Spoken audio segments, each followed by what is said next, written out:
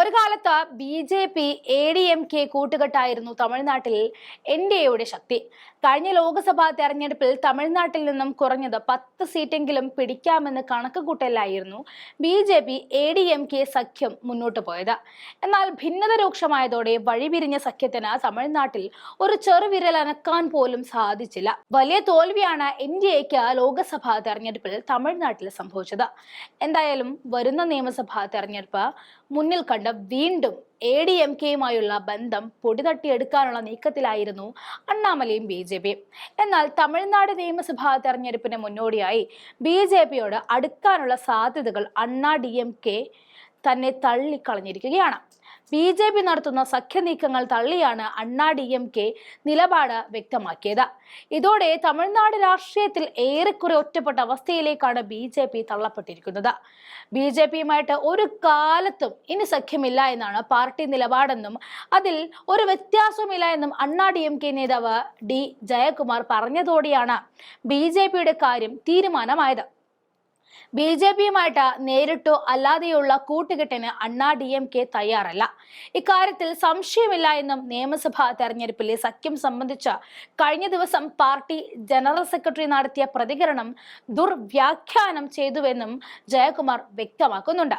തമിഴ്നാട് നിയമസഭാ തെരഞ്ഞെടുപ്പിൽ ബി.ജെ.പിയുമായി സഖ്യത്തിന് തയ്യാറാകുമോ എന്ന ചോദ്യത്തിന് സഖ്യം തീരുമാനിക്കുന്നത് തിരഞ്ഞെടുപ്പ് കാലത്തെ രാഷ്ട്രീയ സാഹചര്യം അനുസരിച്ചായിരിക്കും എന്നായിരുന്നു എടപ്പാടി പളനിസ്വാമിയുടെ പ്രതികരണം. അണ്ണാ.ഡി.എം.കെയുടെ നയങ്ങൾ അംഗീകരിക്കുന്ന പാർട്ടികളുമായിട്ട് സഖ്യമുണ്ടാക്കാൻ തടസ്സമില്ല എന്ന് പറഞ്ഞിരുന്നു. ഇതോടെയാണ് ബി.ജെ.പി. അണ്ണാ.ഡി.എം.കെ സഖ്യത്തിന് സാധ്യതയുണ്ടെന്ന വാർത്തകൾ വീണ്ടും അന്തരീക്ഷത്തിൽ ഉയർന്നത്. കഴിഞ്ഞ ലോക്സഭാ തെരഞ്ഞെടുപ്പിൽ സഖ്യമില്ലാതെ മത്സരിച്ചത് ബി.ജെ.പിക്കും അണ്ണാ.ഡി.എം.കെക്കും കനത്ത തിരിച്ചടിയായിരുന്നു. അതിനാൽ നിയമസഭാ തെരഞ്ഞെടുപ്പിൽ അണ്ണാ.ഡി.എം.കെയുമായി സഖ്യത്തിന് ബി.ജെ.പി. നീക്കങ്ങൾ തുടങ്ങിയ അവസരത്തിൽ തന്നെയാണ് ഫലപ്രാപ്തിയിൽ എത്തും മുൻപ് മോഹങ്ങൾ കരിഞ്ഞു വീണത്.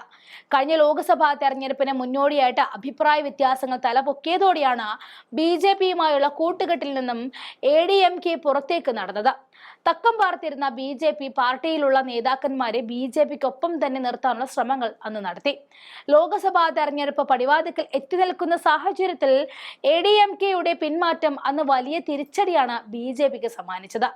കാര്യമായ സംഘടനാ സംവിധാനമില്ലാത്ത സംസ്ഥാനമാണ് ബി.ജെ.പിക്ക് തമിഴ്നാട്. എ.ഡി.എം.കെ എന്ന പാർട്ടിക്ക് തമിഴ്നാട്ടിൽ പതിറ്റാണ്ടുകളുടെ പ്രവർത്തന പാരമ്പര്യമുണ്ട്. 2 കോടി മെമ്പർമാർ പാർട്ടിക്ക് ഉണ്ടെന്നാണ് എ.ഡി.എം.കെ അവകാശപ്പെടുന്നത്. എ.ഡി.എം.കെ ദേശീയ തലത്തിൽ ഇന്ത്യ മുന്നണിക്കൊപ്പം നിൽക്കുകയാണെങ്കിൽ 2 കോടി വോട്ട് കൂടി ആണ് തമിഴ്നാട്ടിൽ എൻ.ഡി.എക്ക് നഷ്ടമാകുന്നത്. നിലവിൽ ബി.ജെ.പിക്ക് തമിഴ്നാട്ടിൽ 4 MLA-മാരാണുള്ളത്. എ.ഡി.എം.കെക്ക് 66 MLA-മാരുണ്ട്. ഈ 66-ൽ നിന്നും ചിലരെ മറുകണ്ഠം ചാടിക്കുകയായിരുന്നു ബി.ജെ.പിയുടെ പ്രഖ്യാപിത നയം. അതിന്റെ ആദ്യ പകുതിയായിട്ട് മുൻ MLA-മാരിൽ ചിലർ കൂട്ടത്തോടെ ബി.ജെ.പിയിൽ ചേർന്നത് എ.ഡി.എം.കെക്ക് കനത്ത തിരിച്ചടിയാണ് അവിടെ സമ്മാനിച്ചത്. ഇതിന് പിന്നാലെയാണ് എ.ഡി.എം.കെ ബി.ജെ.പി. കൂട്ടുകെട്ട് ഉപേക്ഷിച്ച് എൻ.ഡി.എയിൽ നിന്നും പടിയിറങ്ങിയത്.